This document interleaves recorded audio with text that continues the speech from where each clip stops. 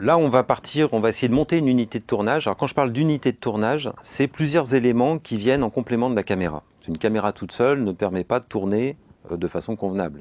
Elle a besoin d'autre chose.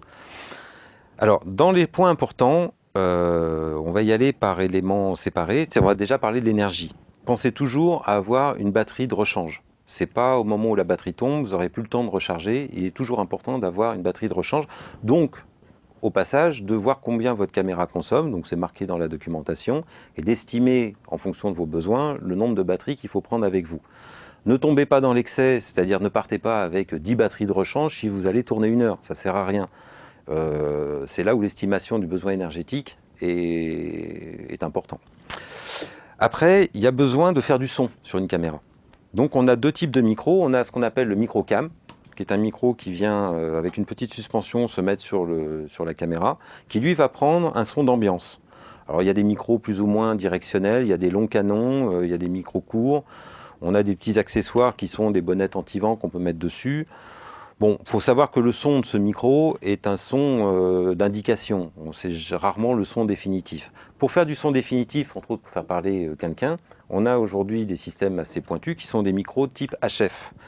Donc le HF est composé d'un émetteur et d'un récepteur. L'émetteur est sur la personne, le récepteur est sur la caméra. Ce HF, lui, c'est juste un transmetteur de son. Il a besoin d'une capsule. Et la capsule, c'est ce qui va être positionné sur le personnage que vous allez interviewer. Alors il y a plusieurs types de capsules qui sont plus ou moins chères. Là par exemple, j'ai une capsule qu'on appelle une Senken, qui sont des capsules utilisées par la plupart des ingénieurs du son, qui sont constituées d'un long fil qui permet de cacher le fil et d'aller positionner la capsule sur le personnage, et d'une prise qui va sur l'émetteur. Au-delà de ça, on fait du son, donc il va falloir l'écouter. Pour l'écouter, on a besoin d'un casque. Il faut savoir que les petits haut-parleurs qui sont sur les caméras ne permettent pas d'écouter la qualité du son. Alors moi, par exemple, j'utilise depuis des années, et c'est sur les conseils de copains ingé son, j'utilise du Sennheiser HD 25. C'est un peu le casque de référence qu'on utilise en tournage, parce que, entre autres, c'est un casque qui est complètement interchangeable. On peut changer toutes les pièces. On peut mettre, par exemple, qu'une oreille sur les deux. Donc ça, c'est très pratique quand vous êtes dehors pour écouter quand même ce qui se passe et écouter le son de votre caméra. Donc voilà, c'est peut-être un peu plus cher qu'un casque normal, mais c'est à vie, presque. Et puis, il y a d'autres petits accessoires indispensables. Par exemple, une minette. La minette, c'est un éclairage qu'on vient positionner devant la caméra qui permet de... Alors, il y a plusieurs termes. On dit déboucher le premier plan. On dit aussi décrasser le premier plan. Ça permet d'avoir de la lumière sur le premier plan. Ça, c'est pas... Alors aujourd'hui, il y a des systèmes qui sont à LED. Au début, ça marchait pas très bien, ça faisait une image un peu verte.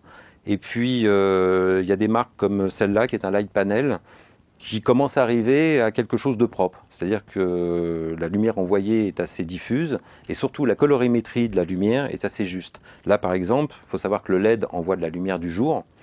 C'est du 5006 Kelvin. On reviendra plus tard pour expliquer les Kelvin. Mais ça permet d'utiliser cette minette aussi en extérieur. Et puis, point important aussi, on a besoin de stabiliser le cadre, donc de placer la caméra sur un support. Et le support classique, c'est le pied. Mais entre le pied et la caméra, il y a une pièce très importante qu'on appelle la semelle, qui est une petite pièce comme ça.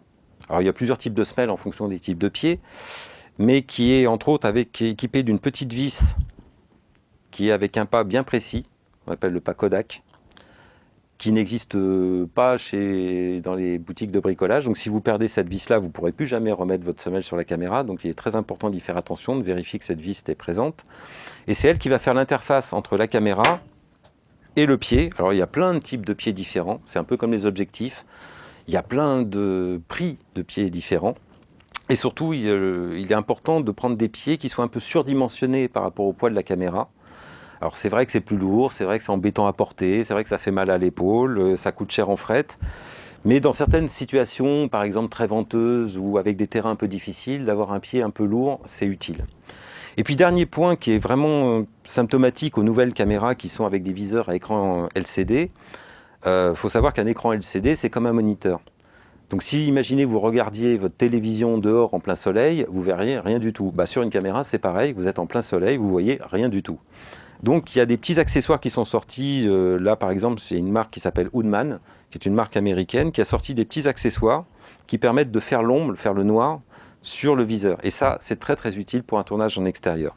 Donc maintenant, je vous invite à me suivre. On va aller en extérieur et on va voir comment on monte une unité de tournage et surtout comment on installe pratiquement une unité de tournage en fonction de nos intentions de cadrage.